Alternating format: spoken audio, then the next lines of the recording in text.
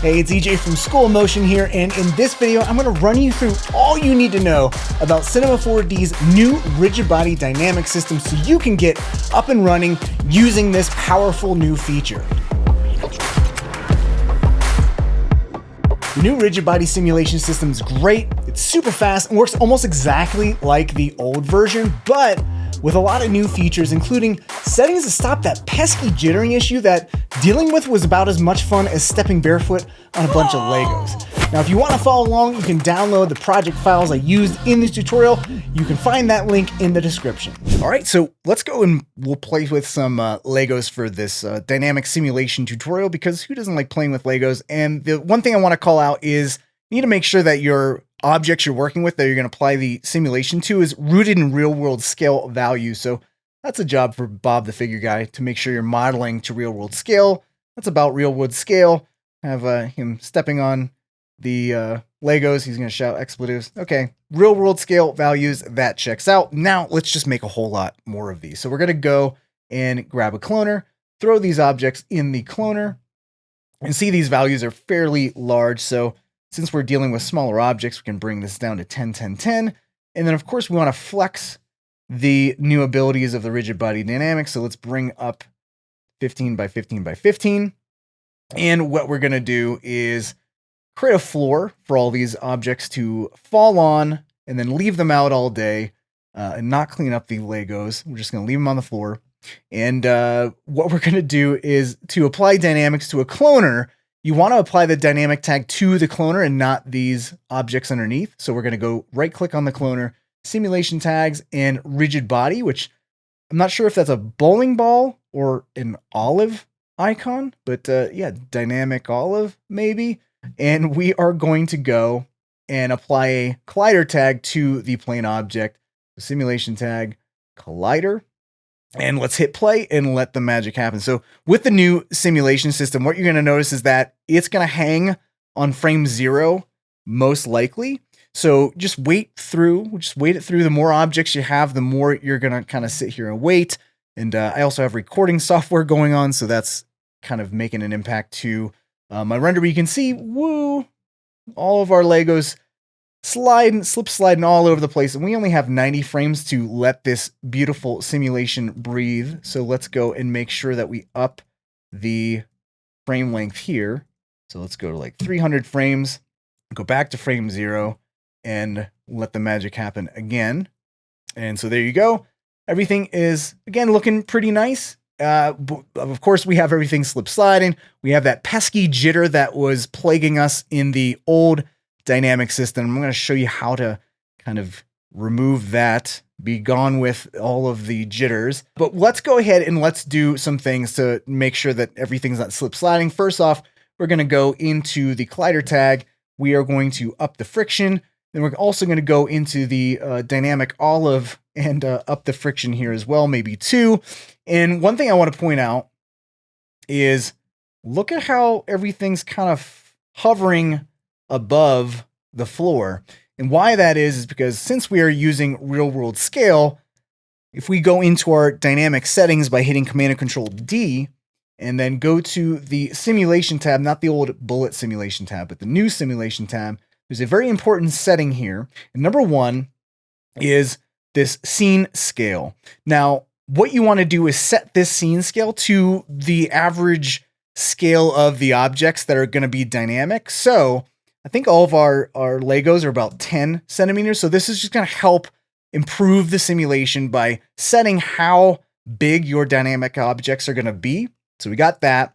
Next up, what we can do is go into the actual dynamic olive and go into this thickness area. Now what this thickness is it's basically going to create like a nice little force field barrier around it that is going to be a thickness of whatever is here. So when you are dealing with very small objects that are only 10 centimeters to begin with, that 1.5 thickness is too much, and that's why we have that gap there. So if you were dealing with larger objects, you wouldn't notice this, but with smaller objects, this is too big. And what this thickness value is just to create a barrier so it's preventing intersections. So what we need to do is actually lower this to say 0.2. And what I'm actually going to do is I'm just going to bring this down so this speeds up a little bit, not that low, 12, rewind, and then hit play again. And so what we should be able to see now when this does its thing is we're not going to see that gap underneath the floor and the Lego. So everything's nice and flush to the ground. So we do have some intersections there. And so this is kind of the weird thing with the new simulation system and the new way of that you have to think with this simulation system. So I just hit N and then B to get into my garage shitting with lines. And in the past, you wanted to keep everything very light. You can see how dense the Lego geometry is because I used the volume builder to create these Legos because I suck at traditional modeling. So yeah, that's why everything looks like garbage modeling wise. But you can see how low poly our floor is. And contrary to the belief, actually the higher the polygon count, the more accurate the simulation is going to be and the less likely you'll have these objects passing through your collision object because this is particle-based simulations. So you can almost think of every vertice as being a particle. So there's a lot of vertices on our Lego, so no problem with intersections going on there. But there is not enough vertices or particles to for this floor object. So what we can do is up this, and it's really crazy, but this is actually going to help speed up the simulation.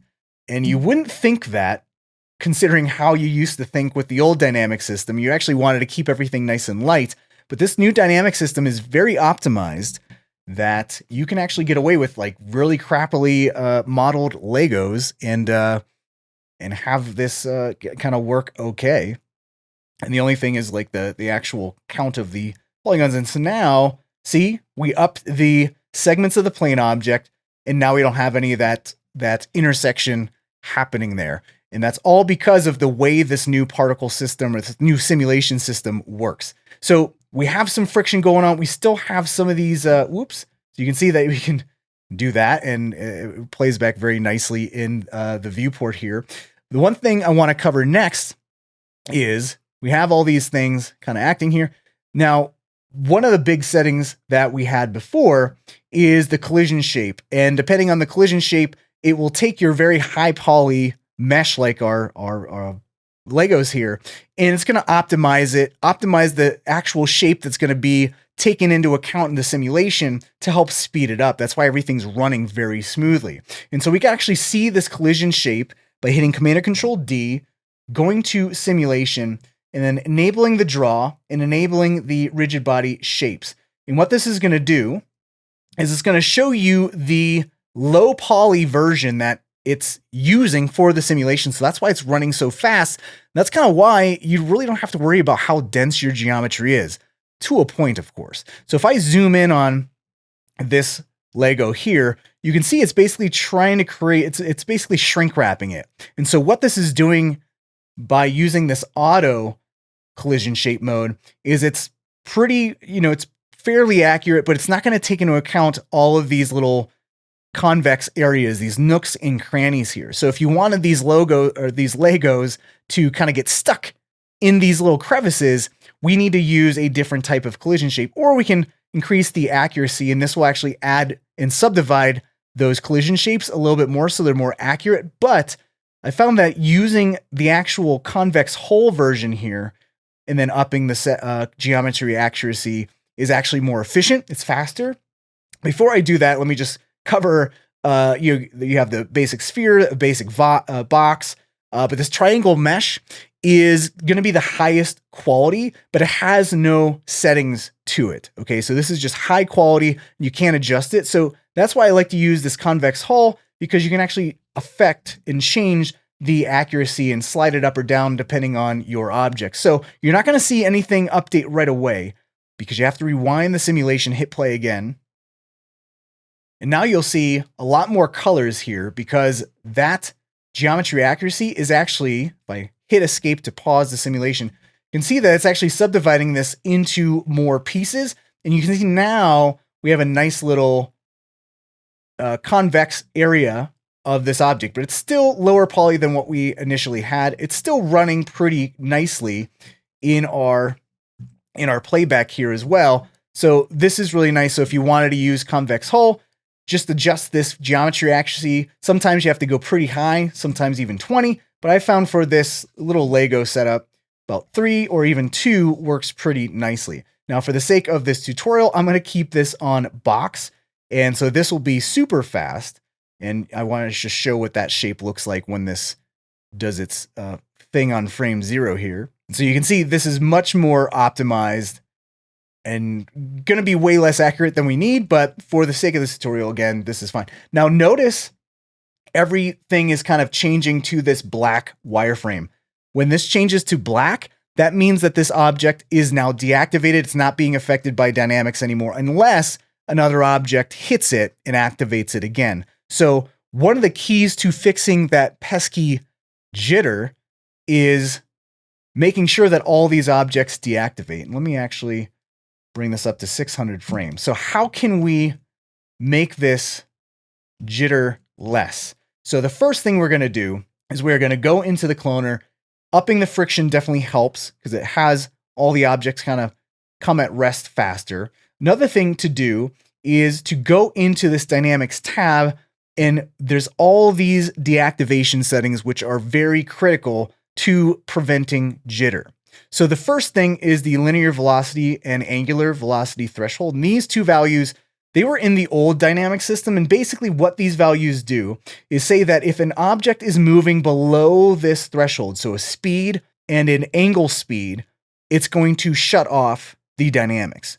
And by default, these values are pretty low, which means these have to go very slowly and come to a complete stop for this to deactivate. So what I've found is that if you up this to say 40 and 40, you're just upping this value from the defaults, this kind of helps a little bit more. So if I go and hit play now, you're going to see that not much has changed, but we're getting some deactivations, but we're still seeing a lot of colors in there, which means there's still a lot of jitter happening here.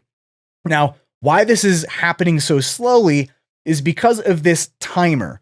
So what this timer does, and this is a new feature, and it's actually very critical to preventing all this jitter, is that it's saying whenever an object goes below this threshold that's set here, take 60 frames, and then after 60 frames of this being below the threshold, shut it off. Shut that object off from being dynamic and stop it from moving. So this is 2 seconds. So you have to wait 2 seconds for that to happen.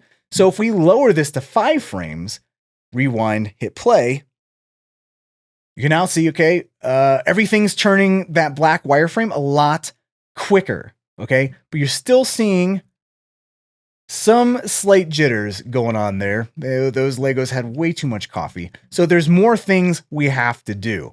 So another thing we can do to prevent any jittering is going into our simulation settings by hitting Command or Control D, and then going to the smoothing iterations. And this is something that if you up, actually prevents jittering no matter if you're using the cloth or the soft bodies, because remember, this is all unified now, which is really cool. So you can have rigid bodies interact with cloth, interact with squishy spheres and all that kind of stuff.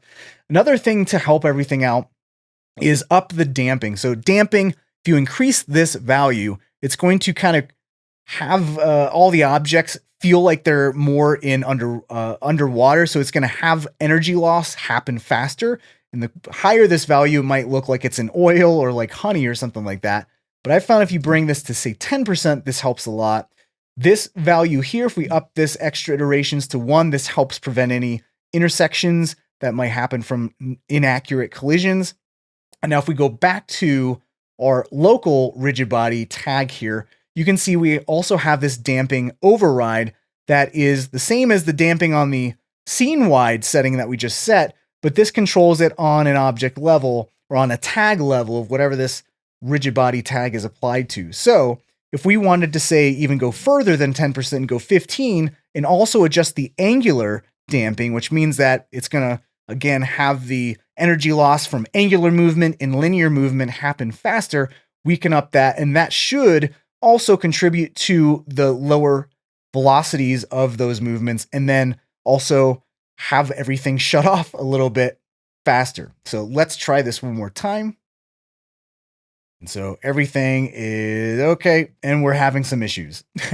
So you can see that everything got stacked up, stopped, and then got shut off. Okay. And everything's just kind of stacked up. We still see some jittering happen in there, but one of the ways to keep this from stacking up like that and to actually make this look like a more interesting animation or simulation is to not have everything cloned so neatly.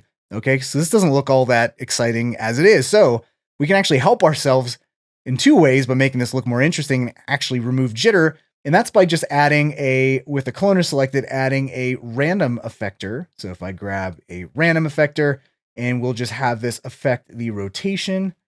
So something like that. Another thing we can do to prevent intersections from the get-go is select the cloner again and grab a push apart. That push apart radius is very high from the get-go, and we can increase the iterations there. So this will prevent anything from being intersected. And another thing we can do is on the cloner, on the object tab, we have this grid, but we can change the shape of the grid to, say, a sphere. Another thing we do is actually have these clones, instead of iterate, we can have these randomly be the smaller or the bigger one. And so with this, we can maybe make this a little bit bigger, like so, and make sure the push apart's doing its thing. And so now we have a nice little ball, and this should prevent any of those objects from stacking up and staying still so it deactivates too prematurely, okay? So these should be at an angle. And you can see, looking good, nothing's stacking. But we still got a little bit of jitters, all of the jitters. Okay, so we're getting close. So the one thing I found that really kills all the jitter, destroys the jitter, is bringing this timer to 0. Because now we're really clamping down on, when this reaches below this threshold, it's immediately turned off, right? So if we hit play now, you can see that what happened. Some stuff's just floating in the air. And why that is because it hit the threshold too fast and immediately shut up, so it's floating in the air. So, but you can see there's no jitter, but this looks like garbage. So how do we kind of balance this all together? The key here is that everything can be keyframed. So what that means is we can have the animation play, and we can actually keyframe the timer from, say, 5 to 0 at some point in the animation. So if I go to, say, frame 60 and then set a keyframe for the timer and then go 1 frame forward and bring this down to 0 frames, and let's rewind, what should happen is when we hit play, it's going to do its thing, and then at frame 60, the animation should pretty much settle, and we're going to turn that timer all the way down to 0. So let's watch. Boom, everything's slowing down, and then all of a sudden, everything just kind of stops. Now we still have some stragglers here. They're kind of sliding there. Oh, and just turned off. And so you can see that, we can do the angular and up this. We can even keyframe these values to go up higher. So maybe we do that. So we'll set some keyframes here, really crank this stuff up. And so let's try this one last time. And we got everything deactivating, and we got some stragglers here. But you know what? The nice thing here is all those things that are jittering are barely jittering, and they're below the stack here. What I found is the less amount of objects you have stacked on top of one another, you won't have this jitter. So if I was using less clones, there would be no jitter, but you can't even see this. If I turned off the rigid body shape there and hit play, you can't see anything moving, which is great and such an improvement off of the old simulation system. You'd have jittering all over the place. So let's turn that back on, because I'll keep it off. And what we can do now is cover this last setting here, which is the sleep strength. So when the objects turn that black wireframe, they're sleeping. Shh, they're sleeping. And they only get woken up if another object hits it and makes that object go past this velocity threshold. Now, what the sleep strength says is what % of those values does it take to wake up the object and have it be interacted in the simulation again. And so let's just show this by adding a sphere. Got a nice little wrecking ball here. Now let's actually go up to 1000 frames, go a little bit longer. And I will just go and apply a simulation tag collider to this wrecking ball. And so what we'll see here is, remember, they're all sleeping. And actually, I should have this Rigid Buddy shape on. They're all sleeping except for those little pesky 4, of course 4 out of the thousands. They all can't behave. But if I go and I select this sphere and go and pass through, you can see I'm waking them up. They're activated again. And you can see they should all come to rest again.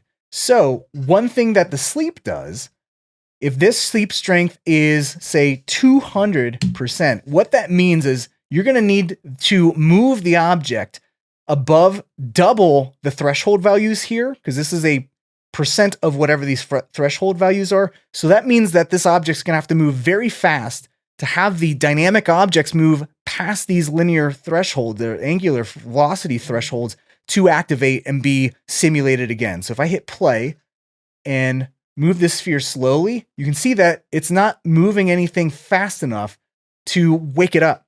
But if we go, wake up, wake up, wake up, wake up, wake up, wake up, now you can see that things got woken up because I'm moving that collider object fast enough that it is making that velocity threshold. It's passing that velocity threshold to activate those objects again. Okay. So hopefully that makes sense. All of these options, these new options, are super, super handy and super helpful, especially that timer. That was one thing we did not have in the past to really help mitigate all of that pesky jitter that happened. So one thing to keep in mind, though, if you were going to go and say, let's actually delete this cloner. Let's bring it back, cloner back.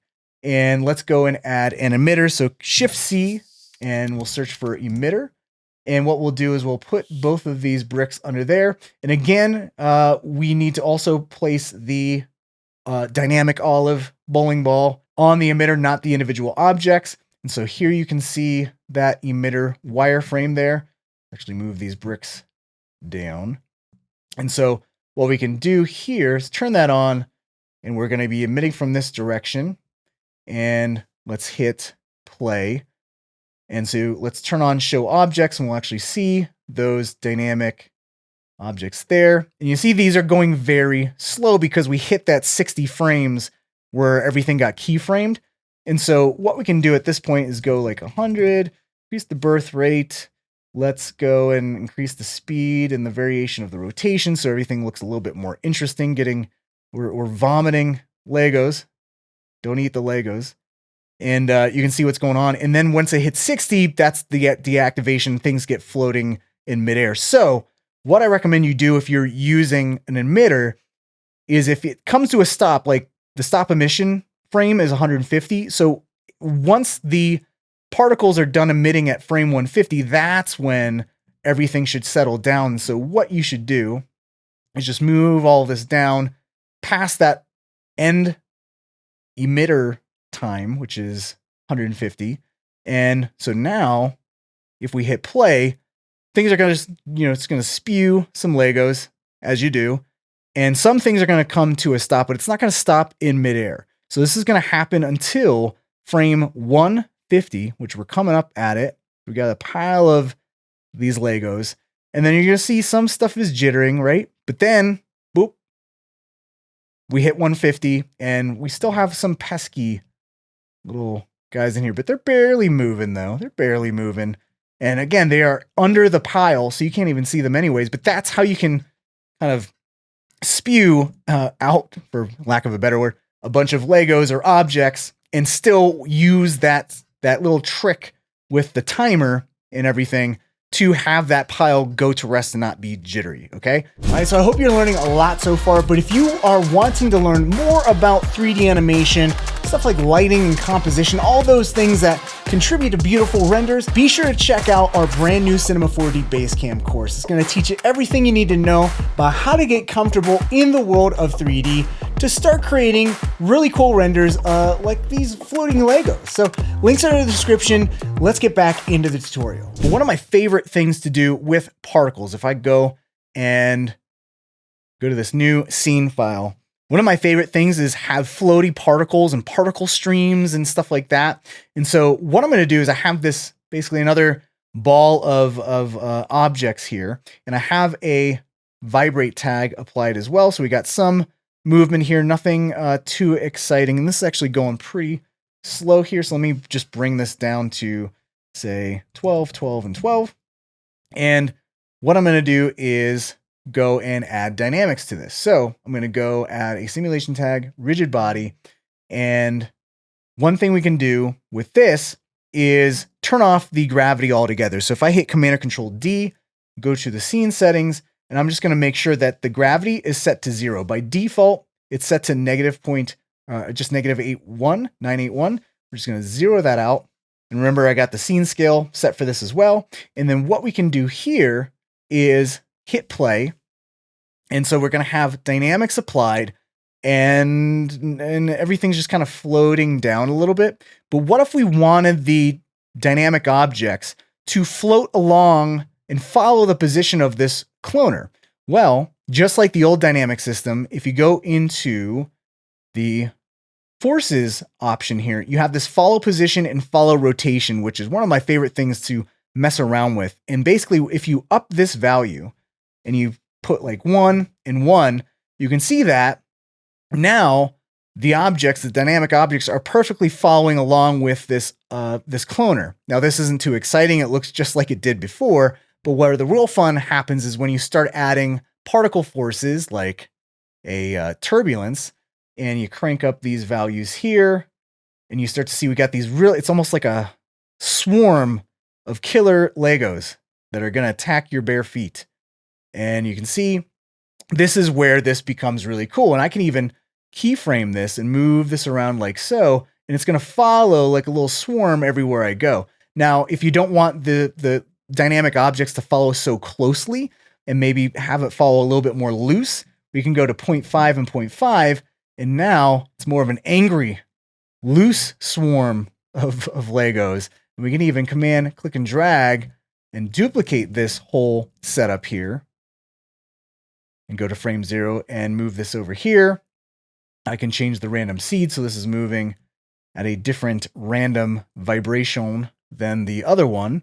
And we can have these two swarms of Legos interact with each other just like so. And this is super cool. Now, I'm not a big particle aficionado because I feel like it took a lot more maths and stuff like that, but to throw in a turbulence object and have these little swarms happening is super fun. You get these little particle streams of objects, and it took 0 time to kind of set up here. And so this is super cool. I love follow position, follow rotation with the speed increase of the new system. It's so fun. And so what's added to these follow position, follow rotation, if you twirl these down, there's these other options here as well. So remember damping, this will make everything feel like it's underwater, or if you really crank this up like it's in oil. So if I bring this to like 3 and 3, you can see everything slows down a little bit. And this is like very calming Lego flow going on there. And so if we bring this like super low, you'll see that will kind of change the look of everything. Now, one thing that is new is this recoil. So you see everything's kind of floating all over the place. Let's bring the damping back to the default. Now this recoil, if I disable the target, or the vibrate tags here, and I turn on both these forces, and I turn on the recoil and do like 2 and 2 and hit play. If I grab one of these, you can see as I move this, we got this like kind of overlappy, kind of springy movement here, which is kind of weird. But one thing you can do is actually take these into negative values. So negative 2.4. So you can go negative and kind of get the opposite of that recoil. So now everything kind of like smoothly blends in, which is kind of interesting. See how that like smoothies in, kind of springiness. So really cool new features with the whole follow position, follow rotation thing. I have a ton of fun with all of this, and you can stack up different turbulences. You can use your field forces, which are new to the rigid body kind of setup. So there's a lot of things you can add: curl noise, a lot of cool particle effects here. And this is playing like pretty nicely in my viewport too, which is nice. But one last thing I want to cover is, say you really like what this looks like when the dynamics is playing as is, and you don't want to start from those little balls. What you can do and what you could do in the old dynamic system is go to the dynamics tab and hit initial state. So basically what that says when you set it is it's going to take this position of all of these clones and all these dynamic objects, and it's going to say, okay, this is what the dynamic simulation is going to look like at frame 0. So if I hit set initial state and go back at frame 0, look, this is where we're starting from. So this already looks cool from the get-go, and then we can hit play, and then from this initial state, we can now apply the dynamics and go even further, and we can even keyframe these little cloner objects to have these little guys kind of flow right through. And this is just so fun. This is just such a fun thing. Now, one last thing I want to show you is how to colorize each of these different clones a different color. So if I go to the material manager here, and let's get to the perspective view, let's grab our Redshift render view, let's dock it, let's fire this up. You can see I have all these really nice different colors applied to each of these Lego bricks. Okay, so how you can do that in Redshift is very easy. So what I'm going to do is I got this preset material that I had here. And actually what I'm going to do, so it's not constantly calculating material changes, is if you're just changing materials and they don't have any tessellation or displacement, what you can do is freeze tessellation, freeze geometry. So this means it's not going to look for any tessellation updates or geometry updates. It's only going to update the materials, and it's going to be much faster in calculating here. So a little tip for you. If I go into the asset manager here, asset browser, and search for plastic, you can see that plastic old glossy is the type of material I got. So if you just narrow this down to materials and you just look for the Redshift materials, you can see there's a plastic green, and I believe I got just this plastic old red material, applied it, and it's got all these really nice presets set up. So it's got some triplaners already set up, bump maps, all that kind of good stuff. And it's got this really cool setting where you can adjust the size of like the scratches of this material, all the imperfections, so that you got the size here, and you can set the color. Okay. So the color I just had, and this should update here to all yellow. You want to make this multicolor, right? I mean, this looks pretty cool, right? But what we can do is easily apply a different color and have colors from a gradient be applied to all of these different bricks here. So how we can do that is if my cursor is hovering over the node editor, I can hit C and then go to color user data. And what this is going to allow me to do is choose a preset, go to the objects, and go to geometry ID color. And what this is going to do is basically assign an ID to each and every one of these clones. And with that, we can assign a different material or a different color to each of those bricks. Okay. So to do that, we're going to pump this through. If I just plug this into the color, you can see that this is just going to give it a weird random multicolor there. But how we can remap these colors is using a ramp node. So if I hit C again and hit ramp, and then actually just click and drag this onto the wire, it's going to add that ramp to between that color user data and this color group here. And actually, if you're just using a normal node setup, you would just actually plug this. Let me make this a little bit bigger. You would actually just plug this out color directly to the standard material color. But since this is a preset material and it's got all these presets here, I'm actually going to plug in this to this color port here that is then feeding into this color mix and then ultimately gets fed into that color port. So what you can see here now is this ramp. If I select that ramp, it's just a black and white gradient. And so you can see different grayscale values now being mapped to our bricks. Now you're seeing some colors, but those colors, those hues are just coming from the light. So I got a purple light and a little pinkish light. And so this actually looks kind of cool, but what we can do is we can change this to something else and we can choose the exact color. So maybe I want like a little purple, and add another knot in here and add like a yellow, something like that. Got like the Count vibes from Sesame Street. I don't know. But let's just say we didn't want to just choose values from this gradient. We wanted just 3 solid colors that it's using. So for that, we would go in, and if I select these 3 knots, change the interpolation to step, now you can see that it's just using these specific colors and applying those colors to our objects. So now, if I wanted to control, say, how much white there was, if I wanted more white color, I would just make the white be a bigger chunk of this gradient. And so now you can see what's going on there. Now, another cool thing is you can load and create your own gradient presets by going to load preset. And so I made this kind of fun, colorful one there. And if I double click, you can see that loads that up. And again, I can, adjust this and, remap that. Or if you made this from scratch and you wanted to evenly space everything out, just right click and go to distribute knots, and that'll evenly space everything out. And if you create your own gradient, you can save that preset and that will show up in this preset area here. So I went on sites like coolers.com and adobe.color.com, and you can get these really nice gradient presets, and you get a nice little color palette going on with your Legos, and very cool. And so what you can also do is change the noise amount, and this will just kind of add some more randomness to this noise frequency. So you can adjust this a little bit, along with, again, adjusting these knots to control how much of that color kind of goes up. But that combined with the new simulation settings and all that kind of stuff, so much fun to play around with. Again, if you want to actually see changes with your geometry, make sure to uncheck that freeze geometry, and you can hit play, and you can see this kind of change and update.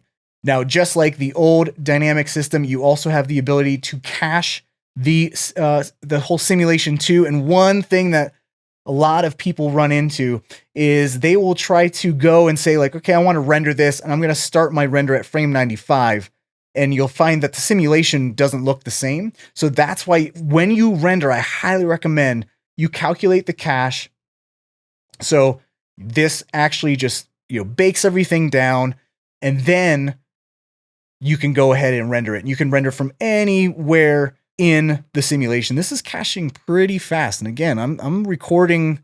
I got my my screen recording software going, and this is still going pretty nicely. So it's calculating the cache, it's caching the simulation, and now you can just go ahead and scrub right through. You don't have to actually wait for the calculations to happen. And you can see that looks beautiful with our nice little multicolor arrangement there of Legos. All right, so I hope you enjoyed this nice little overview on the new rigid body simulation system in Cinema 4D. I'd love to know if you've used it yet and what your thoughts are. Let us know in the comments. And if you like this video and you want to see more videos just like this, we'd really appreciate a thumbs up, and make sure you subscribe. Smash the subscribe button, hit the bell button, so you'll get notified whenever we drop new content, so you'll always keep up to date on the latest Cinema 4D news. And be sure to head over to schoolmotion.com to learn more about our interactive online curriculum, and let our team know if you have any questions. That's it for me. Thanks so much for watching, and I'll catch you in another video soon. It's time to go clean up those Legos.